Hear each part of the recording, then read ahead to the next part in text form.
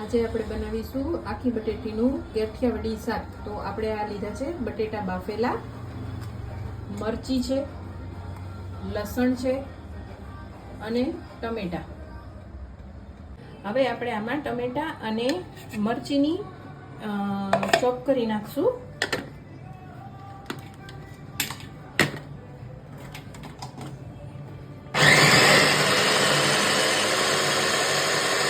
લસણને આપણે ખાંડી નાખશું ખાયણી દસ્તામાં. બહુ નથી ખાંડવાનું, થોડું થોડું ખાંડવાનું છે. એક કઢાઈમાં તેલ નાખવાનું રહેશે.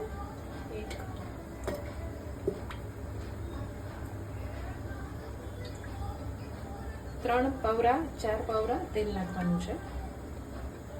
2 સાડા 3 પાવરા તેલ નાખ્યું છે. પછી એની અંદર જીરું. તેલ ગરમ થાય ત્યાં સુધીમાં આપણે એની મરચા, આદુ અને ધાણા જીરાની પેસ્ટ તૈયાર કરીને રાખશું. એમાં આપણે લેશું સ્વાદ મુજબ, જેટલું તીખું ખવાતું હોય એ પ્રમાણે મરચું.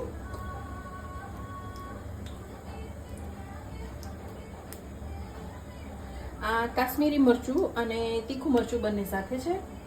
થોડું હળદર લેશું, ધાણા જીરું નાખશું 1 ચમચી, અને આની અંદર હવે પાણી નાખીને એને પેસ્ટ બનાવી લેશું આપણે.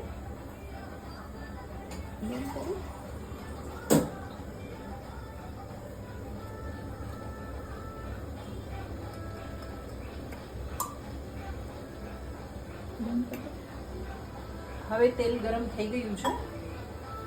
એની અંદર સૌથી પહેલા આપણે નાખીશું લસણ.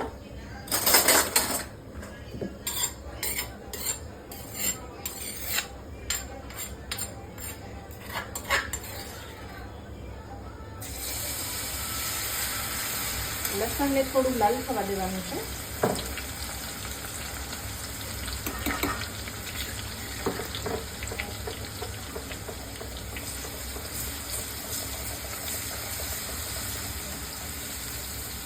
આ રીતે થાય લસણ પછી એની અંદર થોડું જીરું નાખીશું.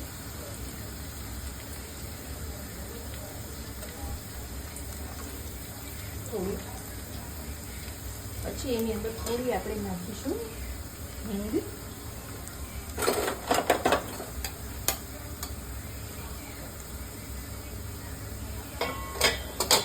પછી એમાં નાખીશું આપણે ટમેટા અને મરચાં જે આપણે ચોપ કર્યા હતા ચોપરમાં એ. અને ગેસ મીડિયમ આંચ ઉપર રાખવાનો છે.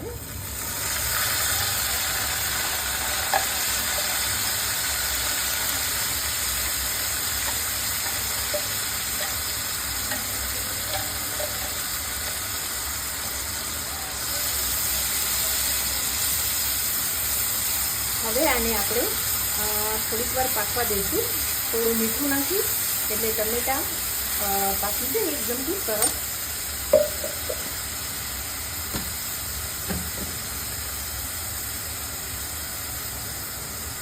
ત્રણ થી 4 મિનિટ પાકવા દેવાનું છે.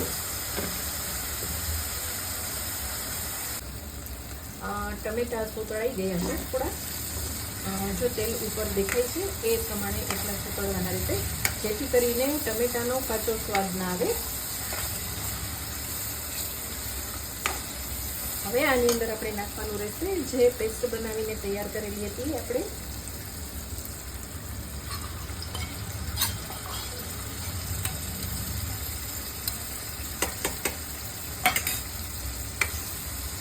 એને પાકવા દઈશું આપણે 2 મિનિટ.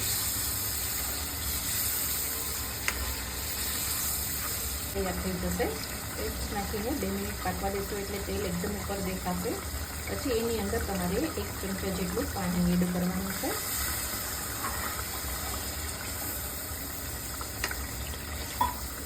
એ થઈ ગયા પછી તમારી પાસે જે બાફેલા બટેટા છે એને એડ કરવાના રહેશે. આ મેં 1 કિલો બટેટા બાફ્યા હતા. 3 મોટા ટમેટા છે નાખેલા.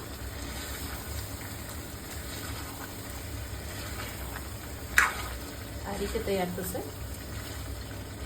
હવે આને પાછું 2 મિનિટ પાકવા દેવાનું રહેશે થોડું, તાકે મસાલો અને બટેટા એકદમ સરસથી સ્વાદમાં સરખા થઈ જાય. જો તેલ દેખાય છે ને ઉપર, એટલે એકદમ મસાલો આપણો પાકી ગયો છે.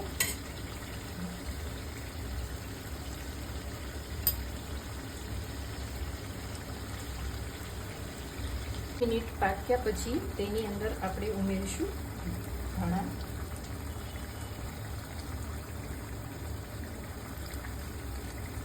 થઈ ગયું છે આપણું શાક રેડી. આને તમે ખાઈ શકો છો પરોઠા સાથે, પૂરી સાથે, રોટલી સાથે. એકદમ કાઠિયાવાડી શાક છે, તીખું.